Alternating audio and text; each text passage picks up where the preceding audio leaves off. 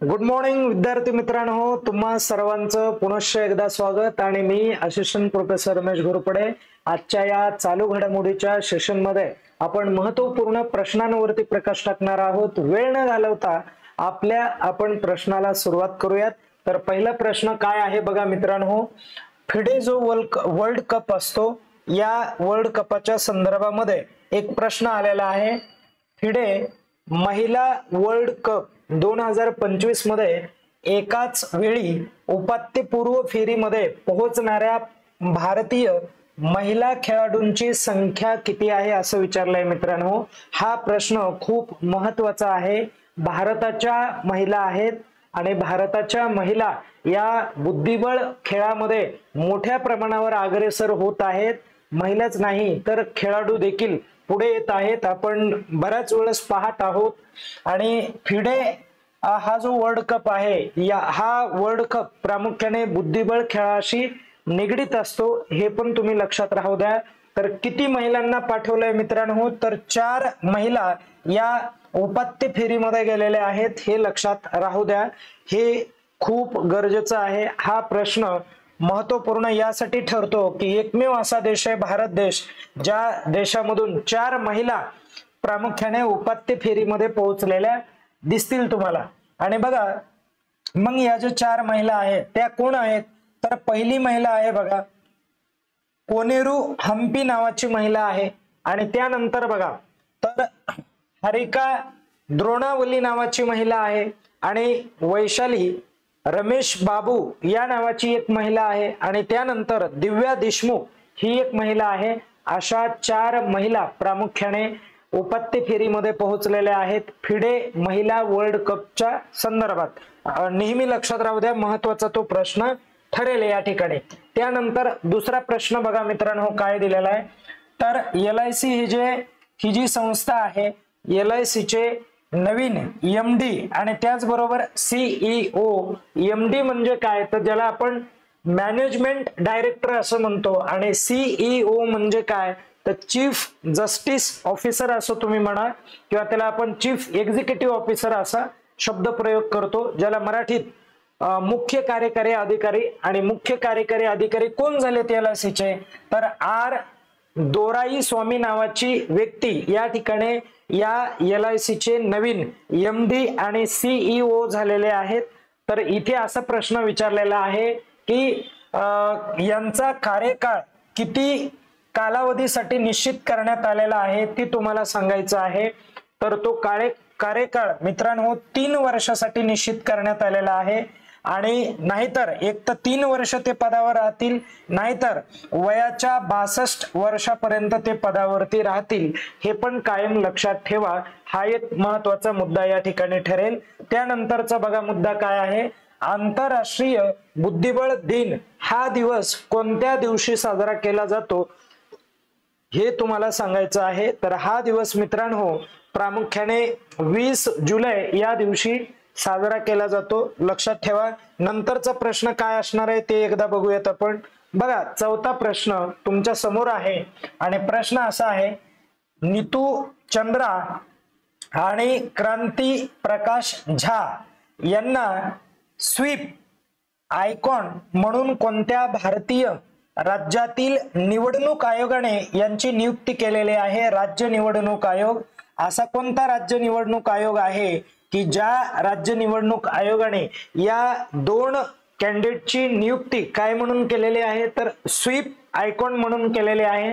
आणि मित्रांनो इथे एक मुद्दा लक्षात राहू द्या, तुम्हाला नक्कीच प्रश्न पडेल की स्वीप आयकॉन म्हणजे काय किंवा यांची काय जबाबदारी असते।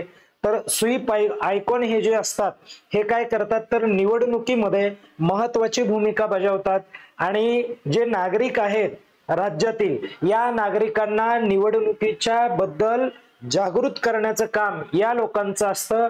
प्रचाराच्या माध्यमातून निवडणुकीचं महत्त्व सांगतात आणि कुठल्याही राजकीय पक्षाचे हे लोक नसतात, हे कायम लक्षात राहू द्या। हे केवळ आणि केवळ फक्त निवडणुकीचं महत्त्व समजावून देतात की या लोकशाहीमध्ये निवडणूक किती महत्त्वाची आहे, किती गरजेची आहे। अशा पद्धतीचा जो काय महत्त्वाचा मुद्दा आहे हा लोकांना पटवून देण्याचं काम या लोकांचं असतं आणि या दोघांमध्ये पण ती क्वालिटी आहे. क्रांती प्रकाश झा आणि नीतू चंद्रा या दोघांमध्येही ती क्वालिटी आहे आणि हे चांगल्या पद्धतीने एक स्वीप आयकॉन म्हणून काम करतील असं निवडणूक आयोगाला या ठिकाणी लक्षात आलं आणि त्यांना स्वीप आयकॉन म्हणून त्यांची नेमणूक केली. तर कोणत्या राज्याने हा निर्णय घेतला ते तुम्हाला सांगायचं आहे. तर हे जे राज्य आहे हे बिहार राज्य आहे. बिहार राज्य अलीकडील काळात मोठ्या प्रमाणावरती न्यूज मध्ये येत आहे. ओके, नॅशनल लेवलच्या ज्या काही घडामोडी आहेत त्या व्यवस्थित आपल्याला कराव्या लागतात, हेही कायम लक्षात राहू द्या. आता आपण थोडस पुढे जाऊयात. नंतर कोणता प्रश्न आहे बघा. तर नंतरचा प्रश्न, पहलगाम हल्ल्याची जबाबदारी सुरुवातीला कोणत्या गटाने घेतली, हा प्रश्न एकदा व्यवस्थित समजून घ्या. हा प्रश्न वेगळ्या पद्धतीने पण तयार करता येईल की पहलगाम हल्ला जो झाला या हल्ल्यामध्ये कोणती दहशतवादी संघटना महत्वाची होती किंवा अमेरिकेने युएसने या संघटनेला घोषित केलंय की ही संघटना काय आहे. बघा, घोषित केलेला आहे.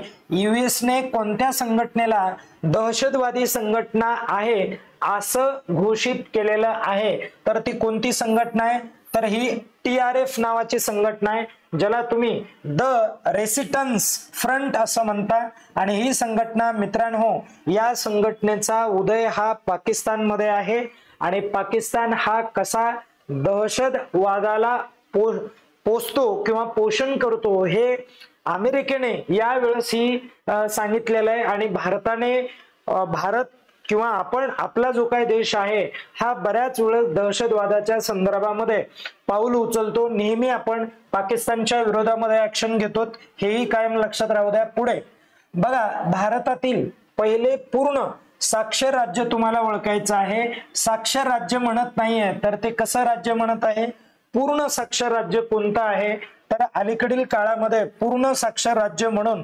मिझोरामची प्रामुख्याने म्हणजे त्याचा नाम उल्लेख झालेला तुमच्या निदर्शनास येईल, हे लक्षात ठेवा.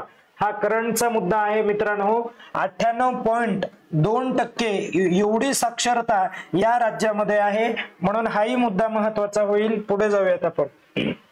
बघा, Indian institute of creative technology. आता बघा, ज्याला तुम्ही इन शॉर्ट काय म्हणाल तर IICT असं तुम्ही म्हणाल. आणि या प्रामुख्याने प्रकल्पामधून काय होणार आहे, तर या प्रकल्पामधून वेगवेगळ्या स्वरूपाची जी काय टेक्नॉलॉजी आहे, तंत्रज्ञानामध्ये मोठ्या प्रमाणावरती वाढ केली जाईल, तंत्रज्ञानाचा वापर केला जाणार आहे. आणि याचं उद्घाटन प्रामुख्याने कोणत्या तारखेला झालं, तर मित्रांनो ही जी तारीख आहे ही तारीख 18 एप्रिल 2025 आहे. आणि बघा, परत एकदा नाव रीड करा, Indian institute of creative technology. आणि हे जी क्रिएटिव्ह टेक्नॉलॉजी आहे ही क्रिएटिव्ह टेक्नॉलॉजी प्रामुख्याने म्हणजे IICT ही महाराष्ट्रामध्ये निर्माण झाली, हे पण लक्षात राहू द्या. महाराष्ट्रामध्ये, आणि महाराष्ट्रामध्ये हिचं उद्घाटन झालेलं आहे. तर नेमकं कुठे, तर प्रामुख्याने मुंबईमध्ये उद्घाटन आहे. बघा, कुठे उद्घाटन झालेलं आहे, मुंबईमध्ये उद्घाटन झालेलं आहे, हे पण लक्षात ठेवावं लागेल. या उद्घाटनाच्या दिवशी आपल्या महाराष्ट्राचे जे मुख्यमंत्री आहेत देवेंद्र फडणवीस या ठिकाणी हजर होते, हे पण तुम्हाला लक्षात ठेवायचं आहे. ओके, त्यानंतर पोषण ट्रॅकर नावाचा एक ऍप आहे मित्रांनो. हा जो ऍप आहे हा ऍप कोणत्या मंत्रालयाने सुरू केलेला आहे तो तुम्हाला सांगायचा आहे. तर आता पोषण ट्रॅकर ऍप हा जो ऍप आहे हा ऍप काय सांगतो माहितीये का, की लहान बालकांच्या आरोग्याच्या संदर्भामधला हा ऍप आहे. आणि या ऍपच्या माध्यमातून त्यांचं आरोग्य, त्यांना पोषक आहार कशा प्रकारचा योग्य आहे, कोणत्या स्वरूपाचा द्यायला पाहिजे या संदर्भामधली अपडेट माहिती या ठिकाणी मिळणार आहे. आणि हे निश्चितच या मंत्रालयाच्या अंतर्गत असणार महिला व बाल विकास मंत्रालय, हे तुम्हाला लक्षात ठेवावं लागेल.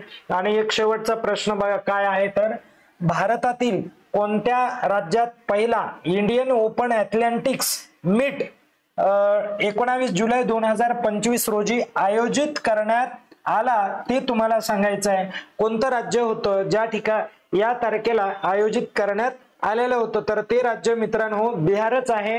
ओके, लक्षात राहू द्या. अशा पद्धतीने हा महत्वपूर्ण भाग आहे, हा व्यवस्थित तुम्ही कव्हर कराल हे याची मी आशा करतो. आणि एक शेवटचा तुम्हाला होमवर्क असेल आजचा. काय असेल? आता महाराष्ट्राची तर राजधानी तुम्हाला माहिती असणार आहे, तर मला उत्तर प्रदेशची राजधानी सांगा, बिहारची राजधानी सांगा आणि त्याचबरोबर गुजरातची राजधानी सांगा. या तिन्ही राज्याच्या मला राजधान्या तुम्ही सांगणार आहेत. आजचा हा होमवर्क असेल. आणि चला आपण या ठिकाणी आता थांबूयात. धन्यवाद. सर्वांनी अभ्यास करा आणि स्वतःची काळजी घ्या.